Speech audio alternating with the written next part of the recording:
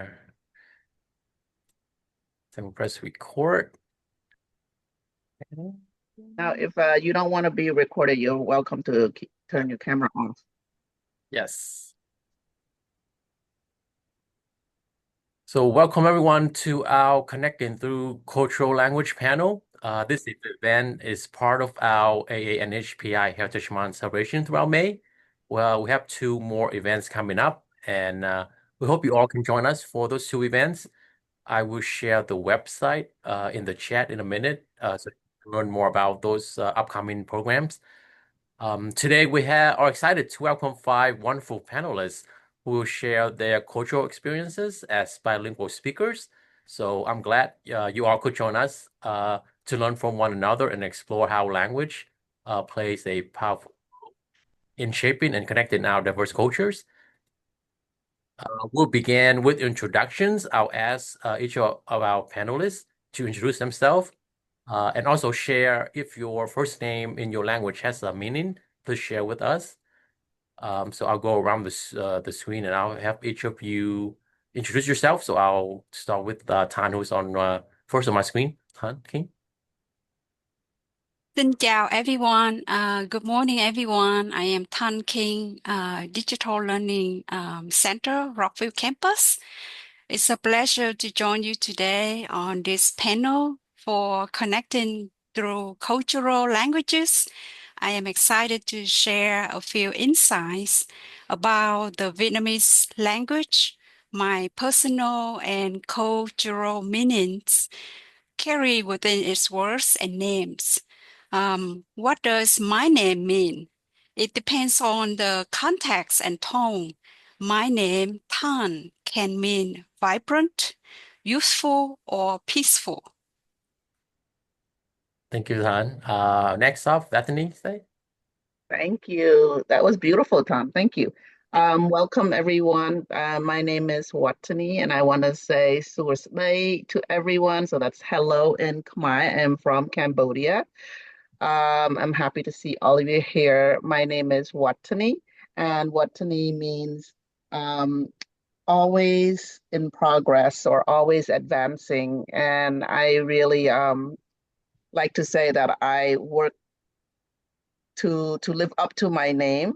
I mean, sometimes I'm really tired, and I wish my parents named me something like happy and content, but I'm always working and moving forward. So that is the name. That is my name, Watani. It's the base is Watana, and then you can extend it. You'll see other names, Watani, Watana, Watana. But the Wata means progressing, making advancements. So Thank you. glad to be here. Thank you. Minori.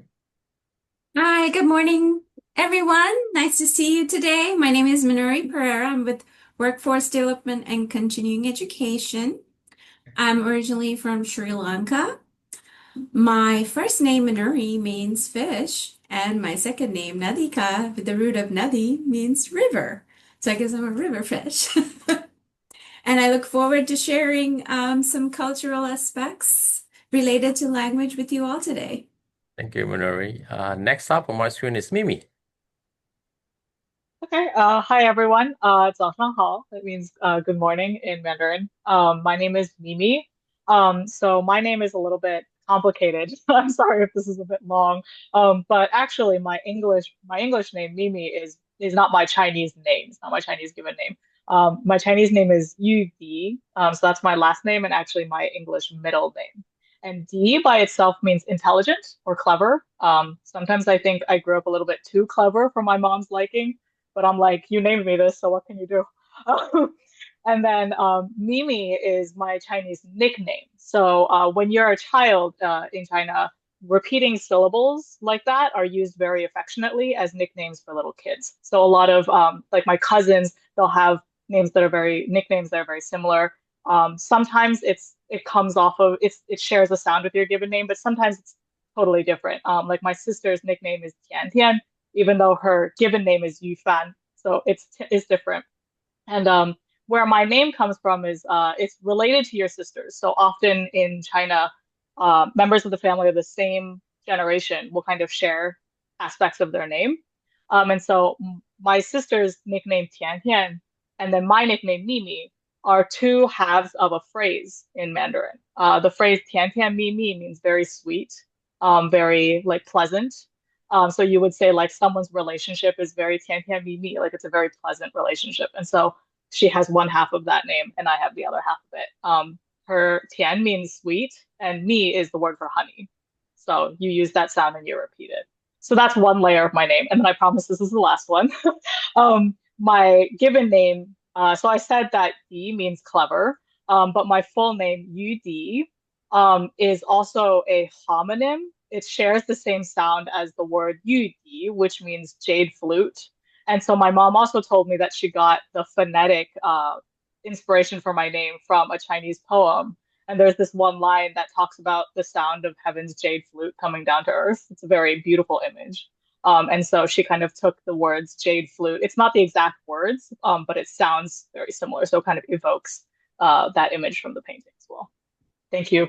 You're Mimi, very knowledgeable for us. Miho, next. Hi, good morning. My name is Miho Shimizu. Ohayo gozaimasu.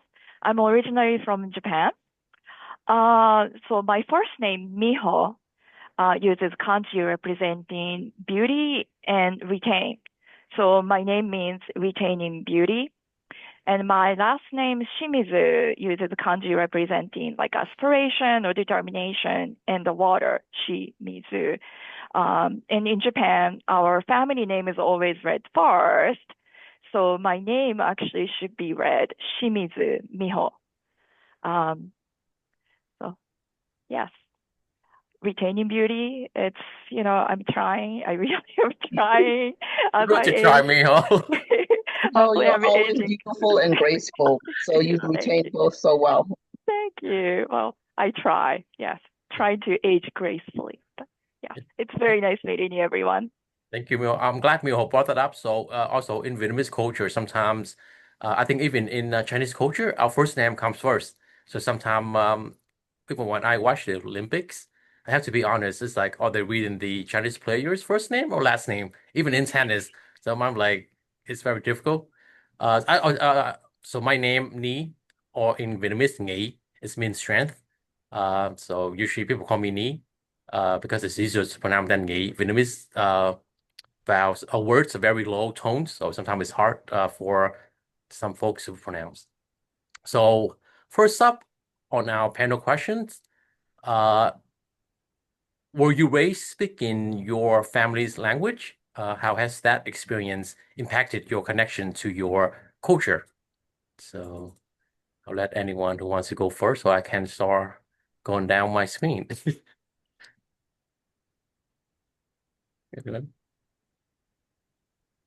I guess Right. I'll start then. Minori, go ahead. Since I forgot to say, Ayubowan, that's may you live a long life. That's the traditional greeting in Sinhalese. In Sri Lanka, we speak Sinhalese, Tamil, and English. I speak English. I was raised in Sri Lanka, but growing up, I started learning both English and Sinhalese around the same time to both read and write around 2.5 years old. It was very interesting. Sinhalese is a phonetic language and it's very difficult to learn. So naturally, the easy thing for me as a child was to gravitate towards English. And learning to speak Sinhalese has helped me to connect to Sri Lankan traditions and values and like deepen and strengthen my connection to my culture, especially when I visit. Typically, I try to at least visit once a year. And when we travel around the country, which I haven't done, we try to visit a new town each time we go and learn about the rich cultural history. There's multiple religions in Sri Lanka. There's Buddhism, Hinduism, Catholicism, Christianity, Muslim, and everyone connects together. Majority will speak English at minimum as a second language, aside from Tamil, Sinhalese, and other languages. Let's see, yeah. Yeah, being bilingual is a real advantage because I get to connect with people when I go back that don't necessarily speak English. Um, and I'm glad I have the opportunity to learn both languages, and it has helped me to connect with people, from different parts of the country and learn about each region because each region has a little bit of nuances within the country as well. Thank you. All right. Bethany, that's it. All right, thank you. So I am from Cambodia. I was born in Cambodia and came here to United States.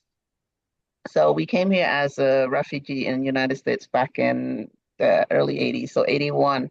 So my parents knew very little English and everybody around me knew very little English.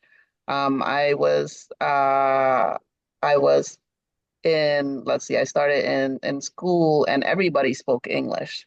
So everybody at home spoke Khmer, which is our language, and at school everybody spoke English. But my parents insisted that I learn Khmer. So we weren't allowed to speak English at home, which was really different because everybody in our community, our refugee community, were struggling and aspiring to learn English so that we can assimilate and grow in our communities. So I always thought, why is my family and my community and my parents, why are they forcing me to learn this language that nobody outside my community speaks? And I was struggling in English in there. But now later as a what did they call it? As an advanced adult, that's the new word now, advanced adult, I recognize the importance of learning the language at home or learning the second language. And in my work outside of the college and right inside of college, I also encourage students to keep their first language and continue with it because it does impact your views of the world and your cultural aspects of understanding one of another and respecting diversity and things like that. So now I preach to all my younger friends, say, learn that language because this is a way to connect to your family. And that's what I've been doing for, as I've grown older, was I found that I naturally became the bridge for my family from one generation to in my community, being that bridge from one generation to the next. And there are instances where parents would come to me and say, I wish my child could understand me like you can understand me. So that's why I want to encourage everybody to kind of maintain their second language or their first language, whatever it may be. Um, and that was kind of something that gave me purpose and helped me to move forward in kind of going into my career as well, you know. So I'll leave it at that. Thank you, Bethany. Mimi? Okay. I think it's so funny. You end up having to call people anyway because I wonder if like culturally we're all taught to like not be too obtrusive. But okay, so I was actually born here, but right after I was born, literally 1 month old, I was sent back to live. I spent the first year and a half of my life with my grandparents in China. And it's because my parents were moving at the time. We used to live in Florida and we moved to this area. And so the story goes, my grandmother called my mom and was like, well, just you guys are busy. Just bring her over here. We'll raise her, like we'll take care of her. And it was supposed to only be for like a few months while they were getting settled, but you know how Asian grandparents are. And like it ended up being a year and a half because they didn't want to let me go, right? Like it always happens that way. But yeah, so I spent the first year and a half in China with my grandparents being raised there. And so I actually technically Mandarin is my first language, technically. But So I learned a lot of that. And then obviously I was brought back here and then I was raised primarily speaking English in the community here. That said, my mom, especially particularly my mom, has always spoken Mandarin to me at home. She can speak English like perfectly, like she's like definitely conversational. But she just for us, she has always, ever since I was little, communicated with us in Mandarin. My dad, he actually mostly speaks English to us, but he switches to Mandarin when he needs to express himself better. So usually when he's angry or when he's like trying to explain something that's too complicated to explain in English. So I grew up listening to Mandarin. For a long time into my teenage and young adult years, I would typically just respond in English because it was like the language I had better command with. But lately, especially within the last like 10 years, 7, 10 years, I've been trying to really like make an effort to respond to my mom in Mandarin. And it's mostly just so I can continue to practice my speaking because otherwise there's really no place or setting where I have to sort of practice it. So that's kind of how I was raised. How has that experience impacted my connection, my culture? So I always think that it's a shame. I think it's a shame that like the ages when we're best equipped to learn language are the ages when we don't appreciate like what it means to like have that second language, you know? And I think that's why so many parents are like, my kid doesn't want to like, learn my culture's language and they're just like they brush it off. And I'm like, yeah, because at that age you're like not thinking about these things. And it's not until you get into like your 20s or 30s that you're like, man, I really wish I had a better connection. And by then it's like too late sometimes. I'm really grateful that my mom has always maintained that connection, even just like always speaking Mandarin to us at home. So that I have at least that much, because I definitely have found as I got into my 20s that I was like, wow, I really actually do want to get to know like Chinese culture better. Like especially like the ancient culture, like the values that originally built that sort of civilization. I really want to understand like the roots of where that comes from and sort of that side of my identity. So I'm glad that I'm at least like sort of passable in it, enough where I could more or less be conversational probably. Although I get told that I speak it with an American accent. I don't know what that means, but it is what it is. Okay. Thanks, Mimi. Miho? Yeah, sure. So, I grew up in Japan and spoke only Japanese until I came to America when I was 15. And well, I mean, when I was in Japan, English was a mandatory course. So when I was in middle school, I was learning English, but I was never proficient at it. So when I came to this country and stayed with American family, I was completely immersed in English. I had no idea what I was putting myself into. Um, but my father really wanted me to have this experience as he actually attended university in US. So, everything I looked was brand new. I was in complete just immersive environment. It was very rich, and I still remember those days when I just got here and everything was new and I had no idea what people were telling me.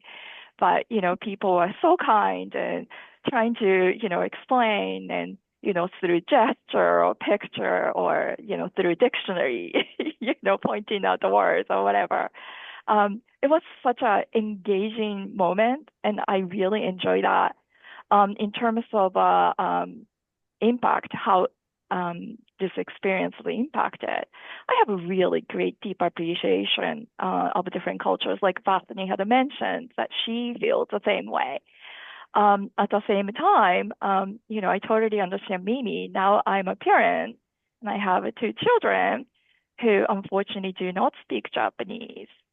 I wish I really spend more time. Now we watch animes together in Japanese, trying to, learn the language together. But yeah, I do wish that I spent a little more time trying to, instill the joy of knowing different language. Thank you, Miho. Han? Hello everyone. I was born and raised in Vietnam, speaking Vietnamese at home.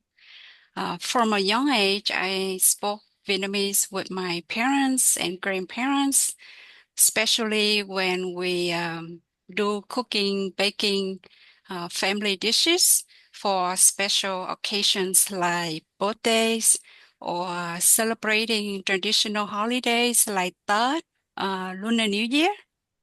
It helped me feel deeply connected to Vietnamese values, custom, and food culture. Uh, for example, during Tết, Lunar New Year, I greet elders, my grandparents from my mom's side and my dad's side, my parents, my uncles, my aunts from both sides of my mom and dad. With chúc mừng năm mới, it means New Year wishes.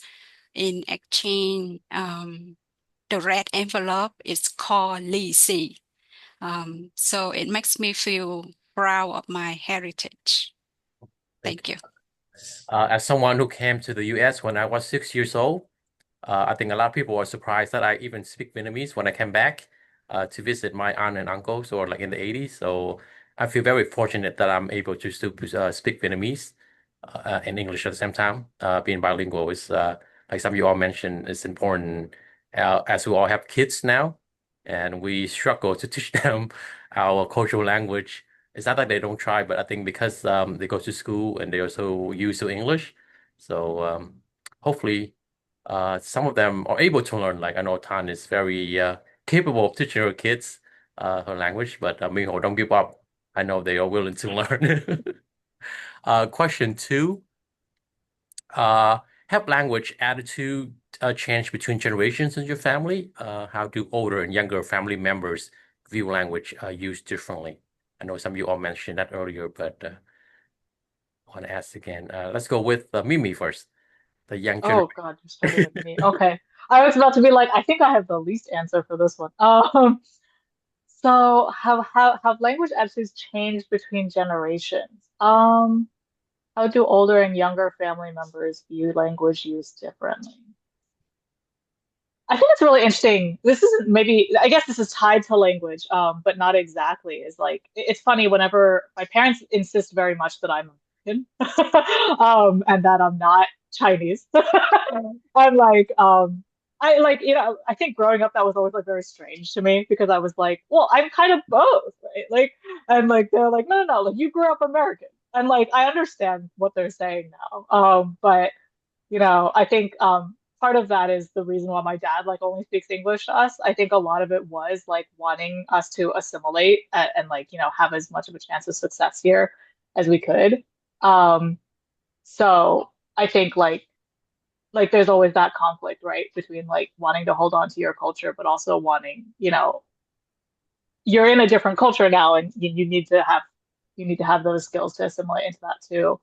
Um, I speak more Chinglish than my parents do. Whenever I'm on the phone with my mom and my coworkers can hear me, they always like catch like snatches of phrases that I have sprinkled in English, and like my parents kind of do that a little bit too. But yeah, I think that's really the only way that language I think that I'm thinking of off the top of my head has really changed over the generations. Is that yeah? Thanks, Mimi. Bethany? Um, sorry, I'm writing a little note to myself. So I want to piggyback on what Mimi said a little bit about kind of we all kind of mentioning about trying to keep the language to us so that we can assimilate or so that we can do well in the new environment that we're in here. So as I mentioned earlier, I came here as a refugee as well and had to learn language, had to learn English, and was struggling in school a little bit because I couldn't understand anybody in my school. But now, as I have full grasp of both language, and I find that sometimes, so this is kind of maybe good advice for parents here. Sometimes we swing between both languages, right?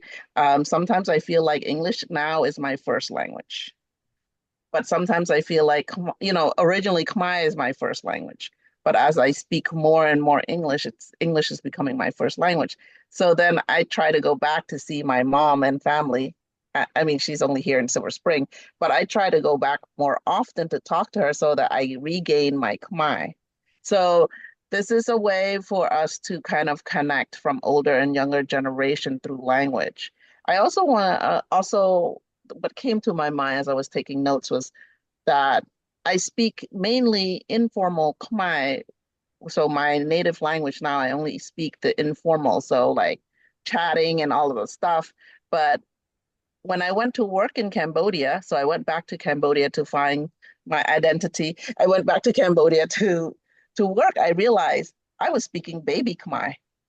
So elementary Khmer, right? I was like, what? So what is this? Like, I only know how to say cash. I don't know how to say funds in Khmer, right? So those are two different things.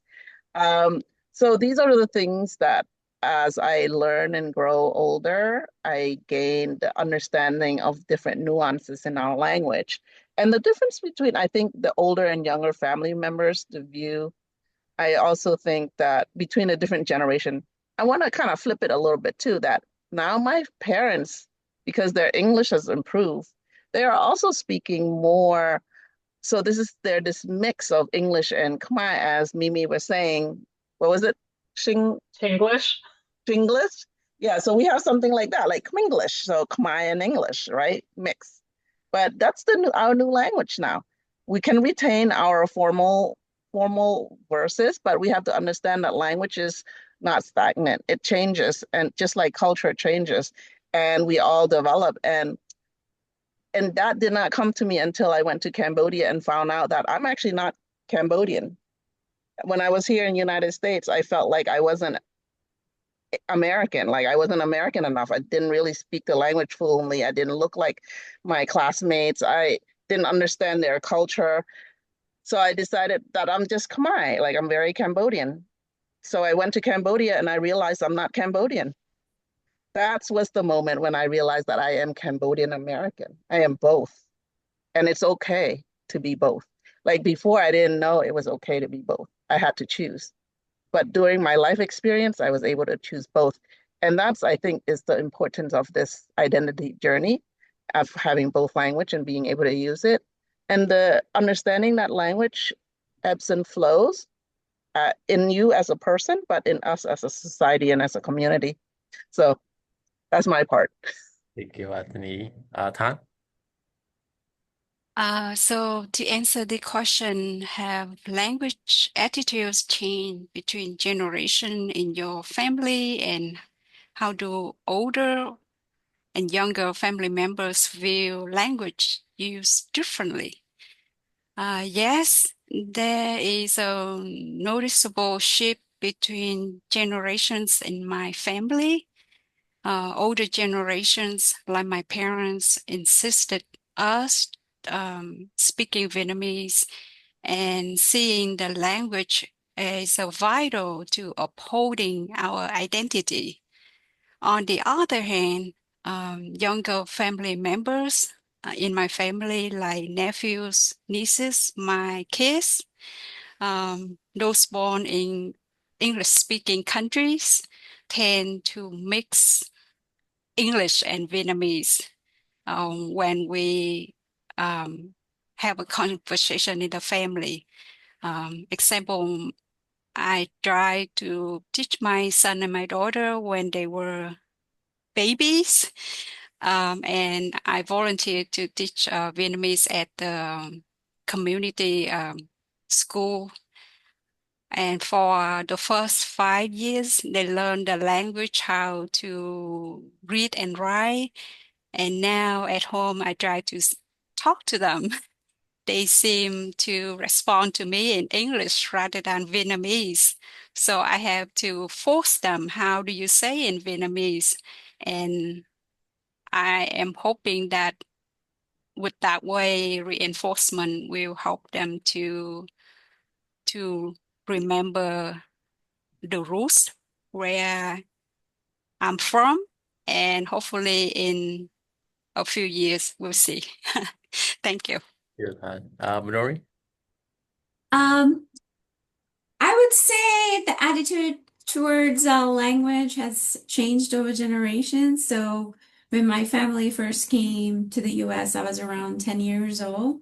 So there was a bigger emphasis on staying connected to our culture, our values, and also the language to speak, read, and write.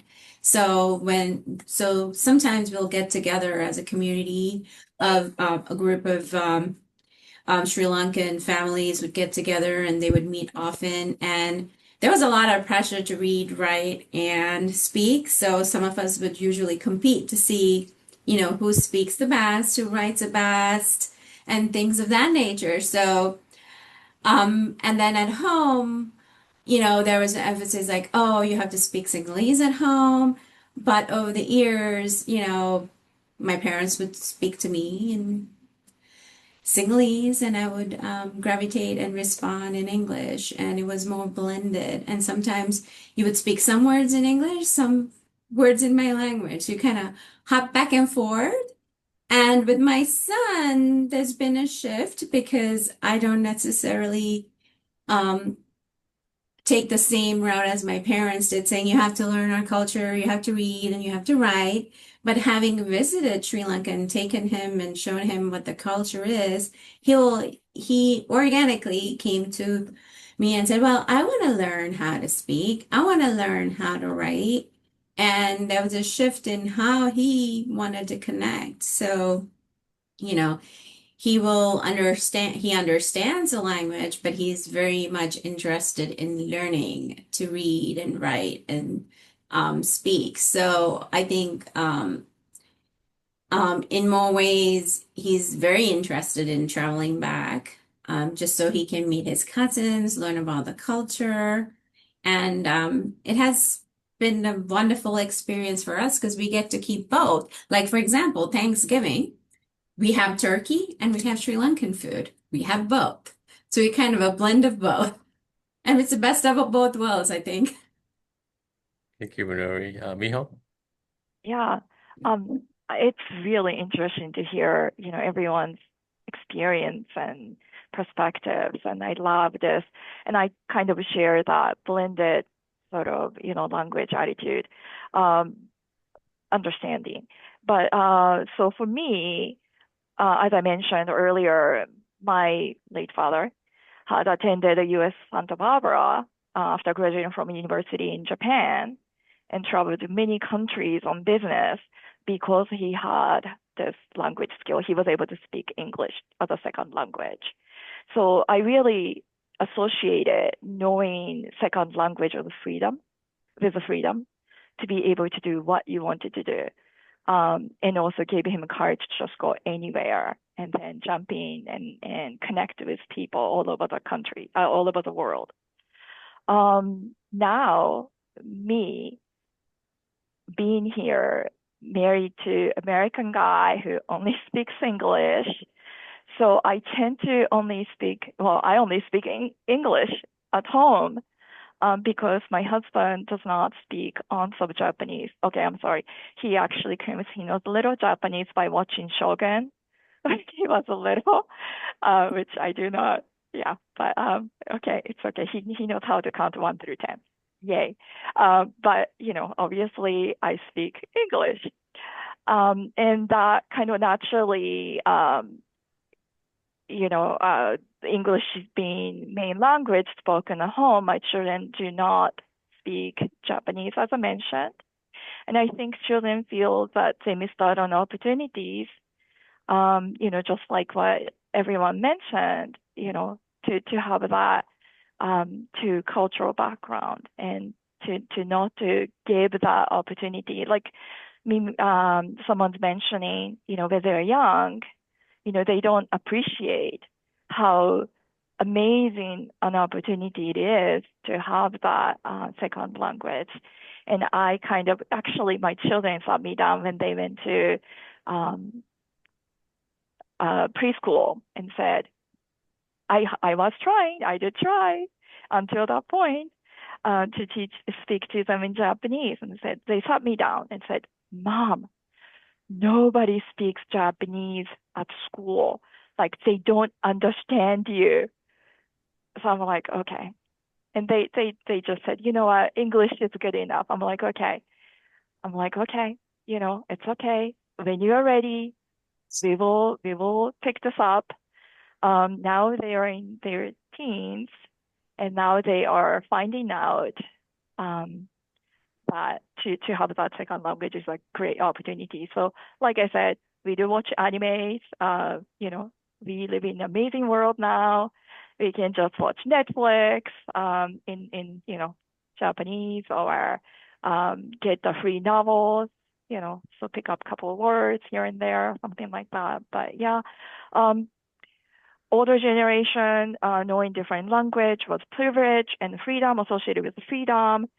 New generation, for me, missed opportunities.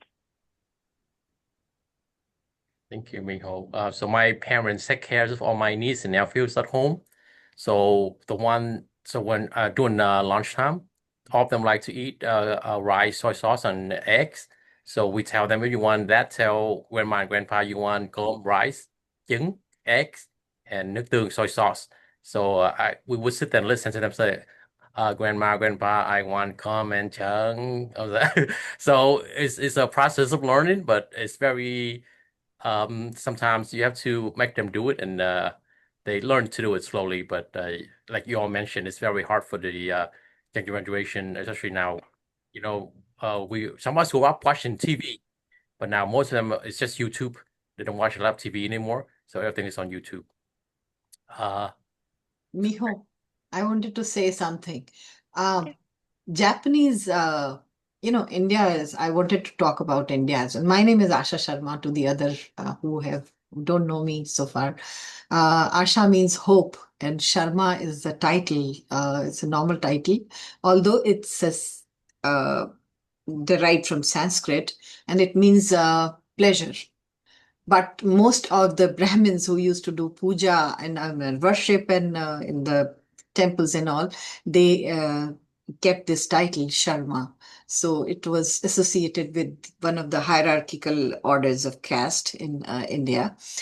And India, is very interesting as far as languages is concerned. Sometimes you can go to Wiki and search about, it.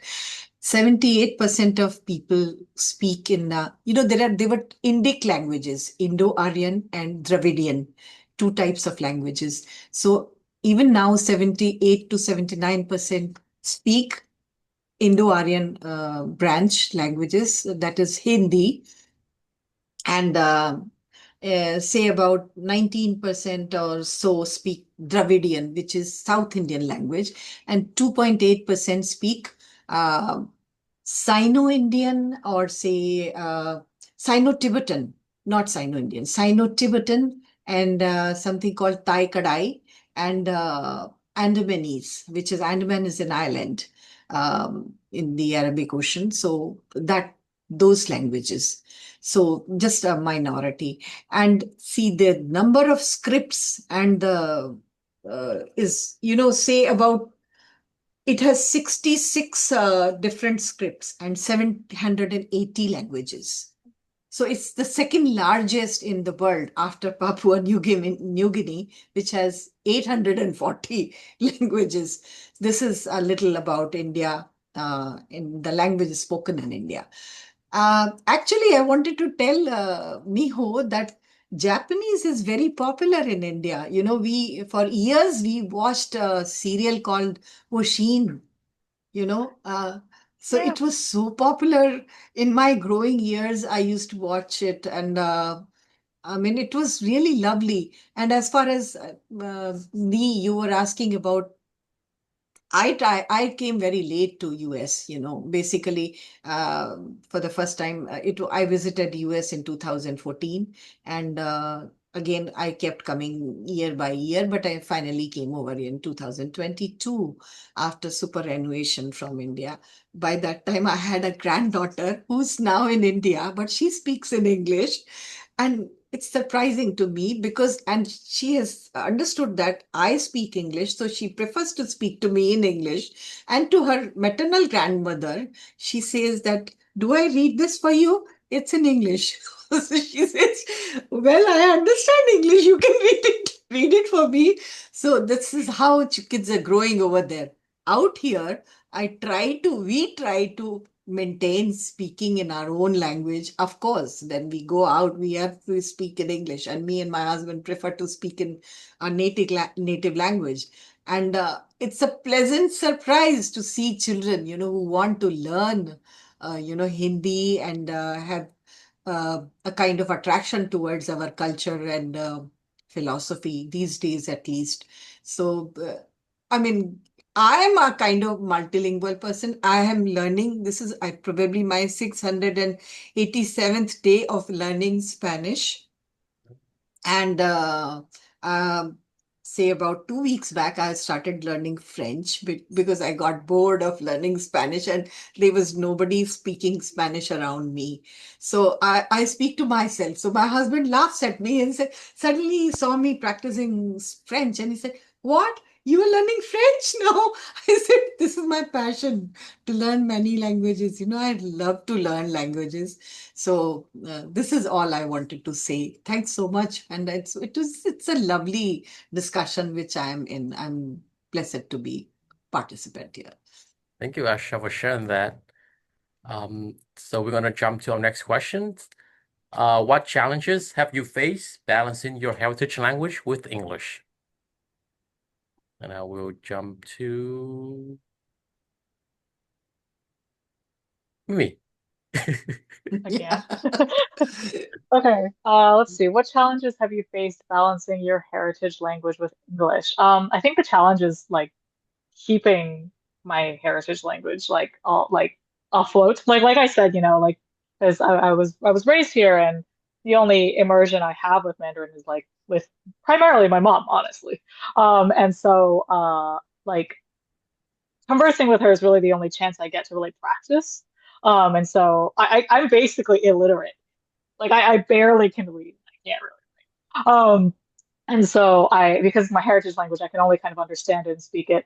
And so these past several years, I've been just kind of looking for opportunities to like practice my Mandarin more.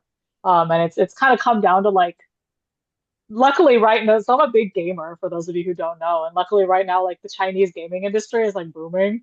And it's really risen up the past couple of years. And so there's a lot of really well-known like games that a lot of people are very popular right now that were made by Chinese companies. And so the original language you can play the game in Mandarin. So like it's voiced over completely in Mandarin, and you can play it with Mandarin subtitles too if you want to. I haven't gotten that advanced yet. I'm still doing English subtitles, but there's some games that are only in Chinese, and so sometimes I play these games and like it's a way to also immerse myself. And my parents will note that I've like learned new words. They'll be like, "Oh, like you like that's like you know how to say that. Like that's so interesting." And I'll be like, "Yeah, I learned it from this video game." But like, and then there's some games where like I have to force myself to practice the reading. When I'm really lazy, I just use my Google Translate app on my phone. I take pictures and I hold it up, and you can get it to scan, and it'll read it off in English. It's like passable. It's fine. But sometimes when I really want to challenge myself, I force myself to try and read it in Chinese. And oh my God, it takes so long. And I realize it was such a humbling moment because I was sitting there like, wow, this is what someone coming to America for the first time has to do, right? Like they have to put themselves through this excruciating process where each sentence takes like 30 minutes. And it's like, but like I even just doing that for a couple of days, I find myself like being forced to remember new words so that I get a little bit faster. And it actually does. I notice a little bit of progress even just by doing that much. Yeah, that's probably the trying to find ways to keep up my Mandarin is probably the biggest challenge. Thank you, Mimi. Tan? So, this question, what challenges have you faced balancing your heritage language with English? One challenge has been upholding my Vietnamese while speaking English every day at work.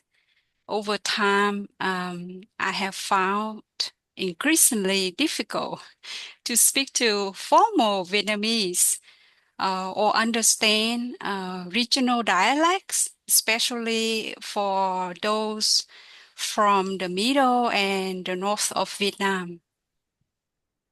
Okay. Thank you. Manoj? I say balancing Sinhalese and English has been a bit challenging over the years. Growing up, there was a big emphasis on learning English, writing English, reading English.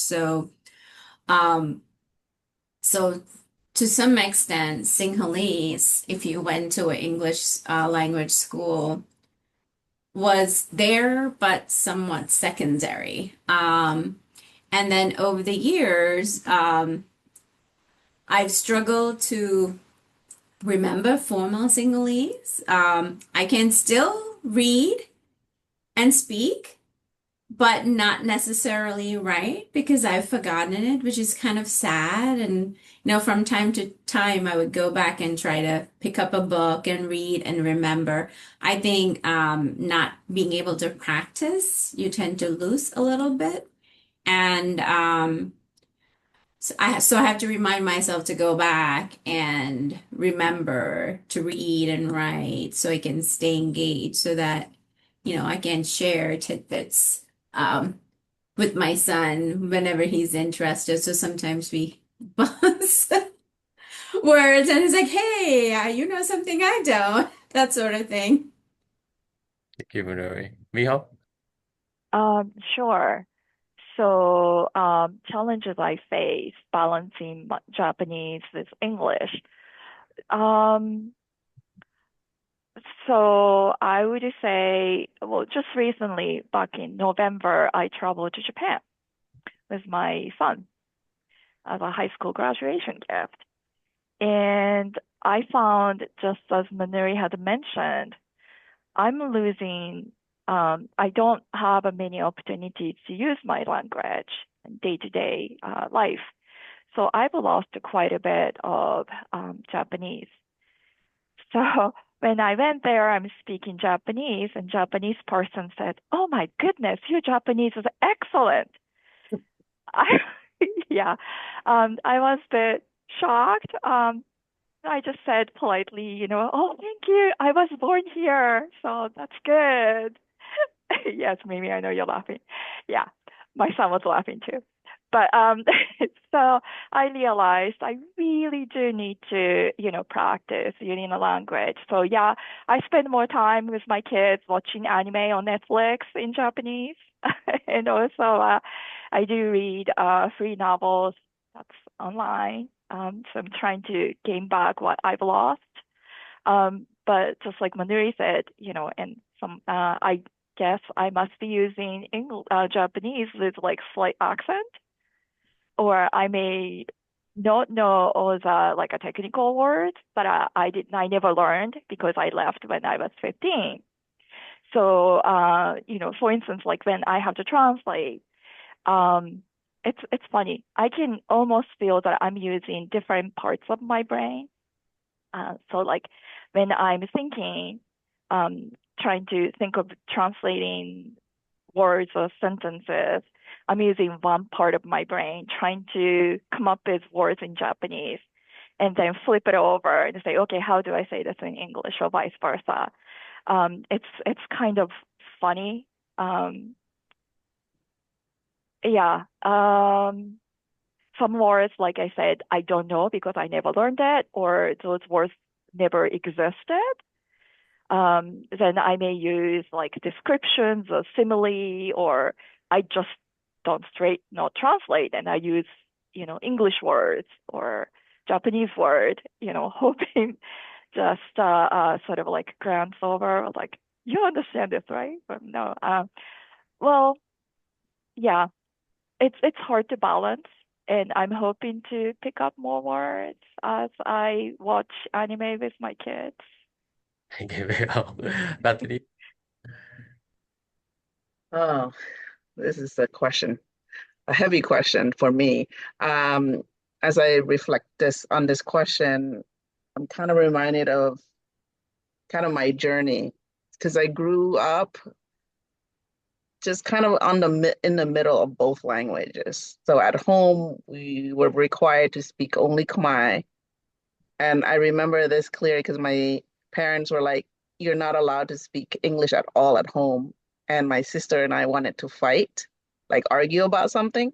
So because we weren't allowed to speak Khmer at home, we had to go outside to fight in English because we were able to argue better in English because that was our language that we knew. So it's compartmentalized by different things in your lives. But the challenges that I faced was when I was younger, and maybe even still more recent, feeling this really sense of incompetence for both language. Like I didn't know everything in English, and I didn't know everything in Khmer, and I'm trying to articulate how I'm feeling. And so there was this like frustration of like, I can't articulate. People don't understand me in either languages because I had an incomplete Khmer language experience and I had an incomplete English language experience. So in English, I only know more of the formal stuff, like what you learn in school and with your friends. But I didn't know any of the everyday language in English. Like, so I didn't know the things on the streets. I didn't know idioms. You know what I mean in English. So it was a struggle, but as I kind of finagle or as I kind of try to figure out my identity, and remember earlier I talked about this light bulb where when I was in Cambodia, I found out that I am not actually Cambodian, that I'm Cambodian American, was when the moment I said, let me embrace this two language and these two cultures. And now I'm finding that I am code switching. So I'm moving between the languages. And with people who I can speak both language to, I also have a third language that I speak with them. That's both English and Khmer. So I code switch. When I'm speaking to people in Cambodia, I have my Cambodian persona. When I speak to people who only speaks English, like my husband, so I code switch to English, but then I have the group of people that can do both languages and I speak to them in kind of a different way as well. But it took me a long time and it gave me this sense of isolation that I couldn't really articulate. I couldn't speak in English to articulate what I wanted in my team when I'm having my team meetings. And then in Khmer, I couldn't articulate certain professional things to my parents because I didn't have that language. But as I learn and embrace that these are things that are part of me that I can kind of use and grow and continue to grow with it, and things change. Like it's not something that will stay the same forever. Like I can learn these languages, right? I can learn these things. I was okay. I had this more sense of belonging that I am now. I belong in this group of people with these group of people that can speak both languages and a third mix of languages, right? The English people who can speak Khmer and English. So it was a journey for me. It was, and I had to do a lot of self-reflection and kind of self-motivating and motivating myself to say it's okay. You're not deficient. You're not incompetent. These are vocabularies. These are gaps that you can fill later in your journey. So that was the challenge for me. And I like to talk about it a bit because I want to be able to say to other people too that it's okay that you don't know every single word in English or every single word in Khmer, because it's okay to ask, what's that word we were thinking about? Because native English speakers do that too. What's that word that means such and such? So I want to be able to say that to people. Thank you, Bethany. So I came to the US when I was 6 and I never went to school back in Vietnam.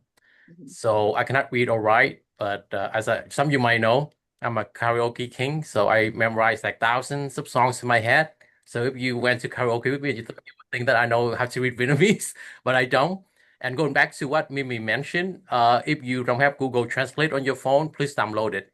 Because I've been traveling worldwide and Google Translate is like the best thing you can have outside of your credit card. So last question for the group, actually not last question, but what impact has been multilingual had on your social life, education, and or career? I will go with Miho. Okay. Um, my social life, as you know, I live in just amazing, inclusive, culture-rich area. So many of my friends tend to be either bilingual or multilingual, except my husband. And it's really fun to talk to everyone, everyone's perspective, as everyone has this amazing, rich cultural heritage and experience that they bring.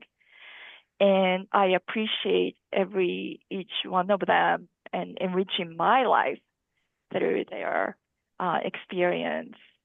In terms of education, actually, I was made in psychology, and I think being bilingual made me more aware of how important the language registers, um, when expressing or communicating with people, particularly in clinical settings.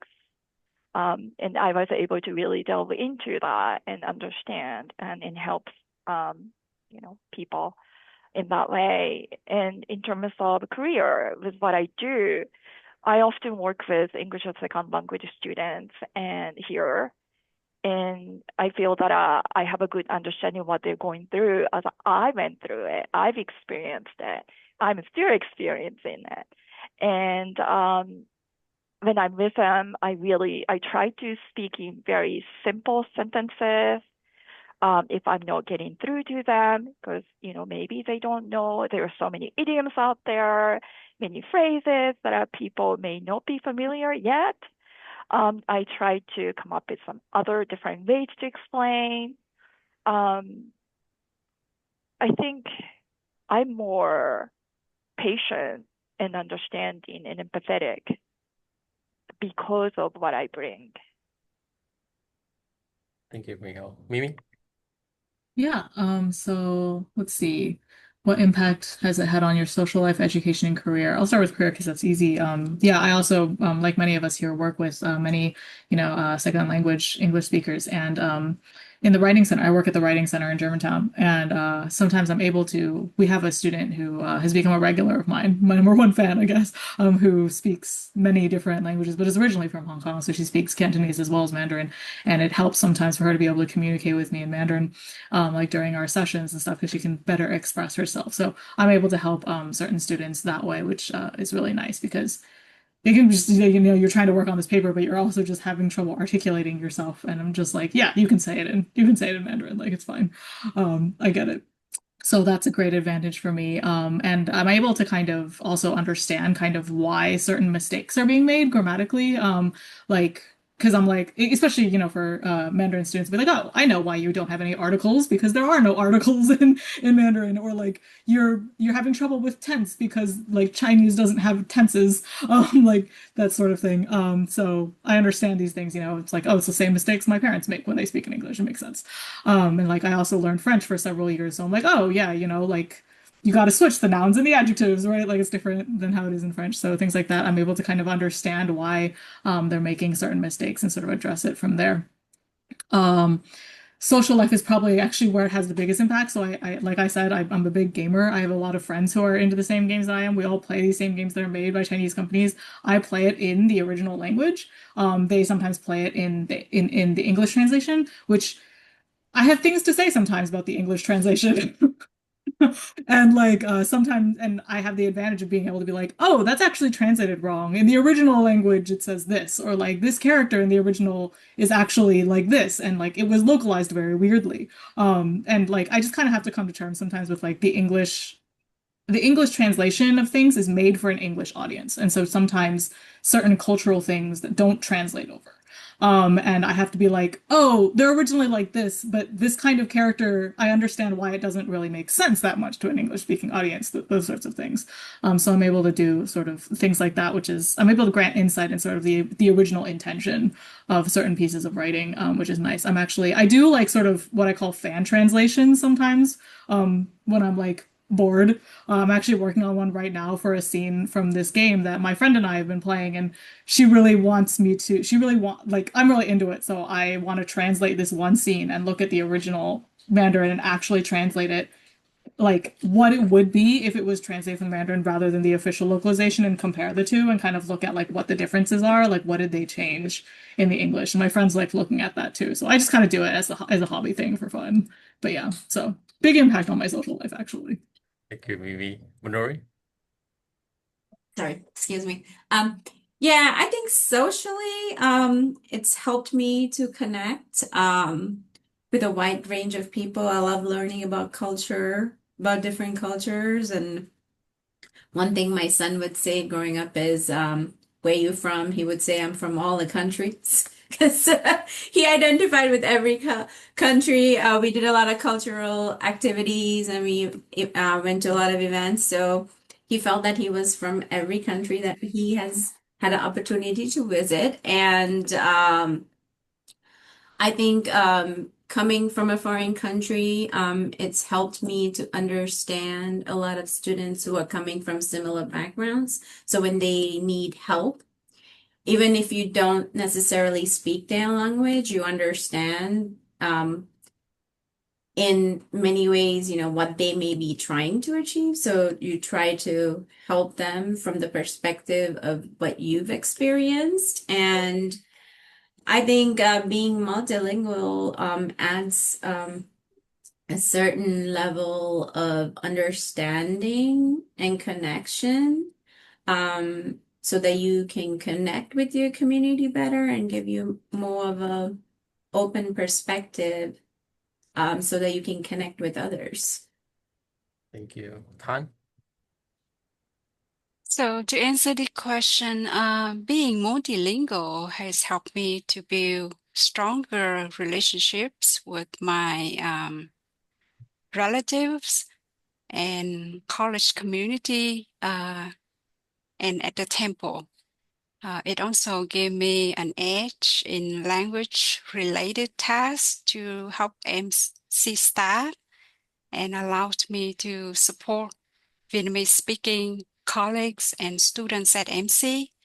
One example, when I helped translate for Vietnamese-speaking students at MC, which build trust and appreciate from the student and the MC staff. Thank you, Tan. Vathini?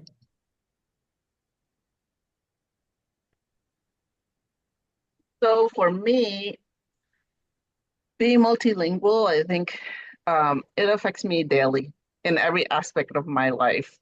And I try to, and as an educator, I always try to pull in different things, language and cultural things into my life, whether it's social or working and things like that. But overall, I want to agree with everyone that it is definitely humbling, having that struggling to learn both languages, understanding cultural nuances in both cultures. And that helps me to also understand the students and other people, not just students, but other people in my circle that whether it's my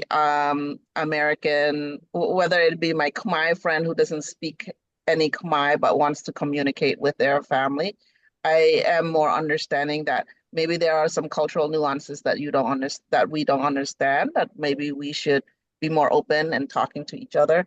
It has impacted me in terms of how it gives me pause where I'm like, let's take a break and see, maybe I'm misunderstanding this, or maybe there's a different meaning. So having that understanding of like, let me see if I understand what you're saying. And as you all know, even if we all speak the same language, we could have misunderstanding.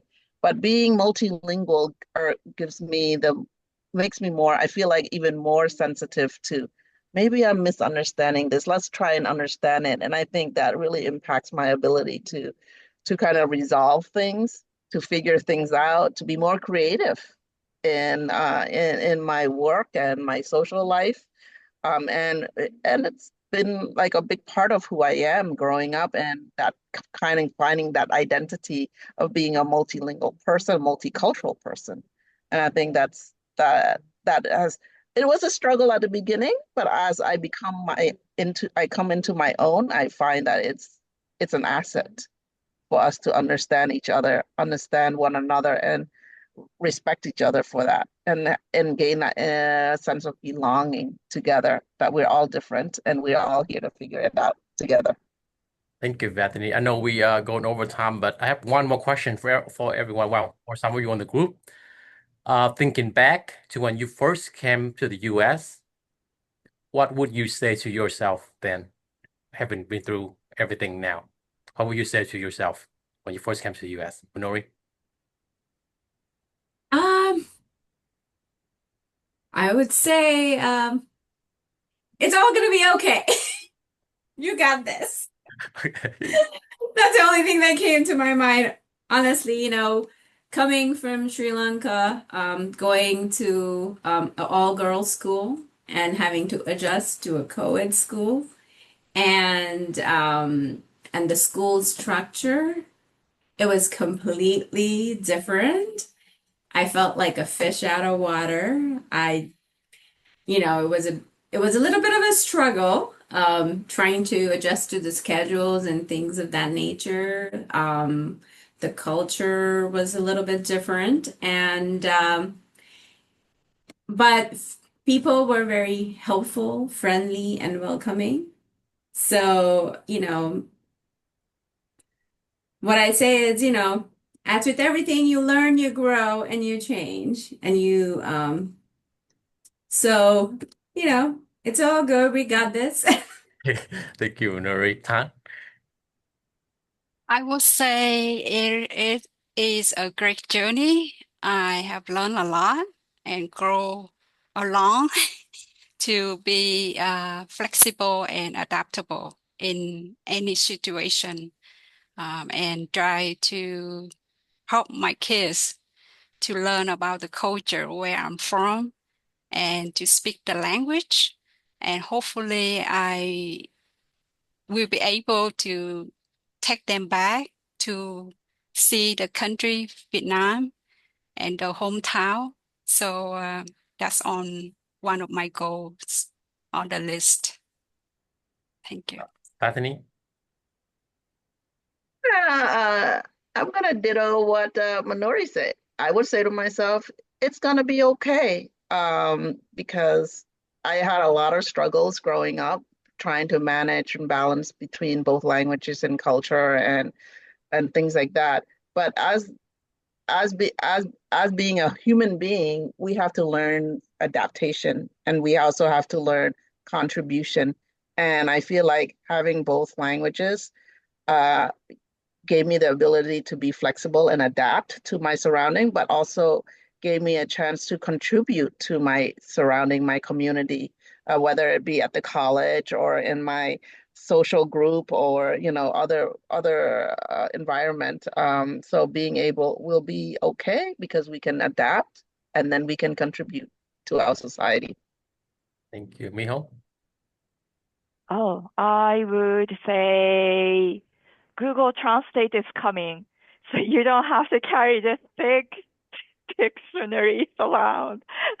No, enjoy the ride, take everything, and just like Manuri and Bethany said, things are pretty okay. Thank you, Miho. And I still have that dictionary up there on my shelf in my office, so we're good. Mimi, I know you were born here, but what would you tell your younger self if you could? Sure. I was gonna say, like, I was 1.5 when I came here. I don't know. Like, I would say, I think just mirroring kind of what I said earlier, like when you're in your 20s, you're gonna have this moment where you're like, dang, I really wish I like could connect a little bit more. But there's this vast gulf called like language, and I'm over here, and so I would say like I know right now, like this is not something you're thinking about at all, because you got other things. But like, try to appreciate that as much as you can, retain as much as you can, because you're gonna want it in like 20 years. Thank you, Mimi. And if I have to tell myself one thing, I'm glad I sing karaoke at a young age because I can learn Vietnamese without actually going to school. I know we go over time, so thank you so much to our panelists. Thank you for sharing your stories and getting to know all of you much, much more. Does anybody want to say anything else before we close out this? Actually, does anybody have any questions for our panelists if you want to ask questions? If not. I'm gonna add something real quick. I know there's only a few of us. I want to add that one of the things that being multilingual that really support me is finding mentors or finding friends, finding that circle that can make you feel that can support you and help you grow. So this is a beautiful group that I found myself with, and I really appreciate everybody that came together and put this together. Thank you. Thank you. I'm going to put the website in. We have two more. I forgot to mention in the chat earlier. So this is the website. We have two more events coming up. The next one is the cultural attires. Please join us. That'll be in person. So you get to see all of our traditional clothing, and it will be next week. I forgot which day, but it's on the website. So join us for that. And we also have Tai Chi with MC Wellness. So join us for that also. And once again, thank you to our panelists and thank you to our guests for coming. This is being recorded, so we'll be on the website also if you missed the first portion of the panel. Thank you so much, everyone. Thank you. Thank you. You all. Thank you, Thank everyone. you.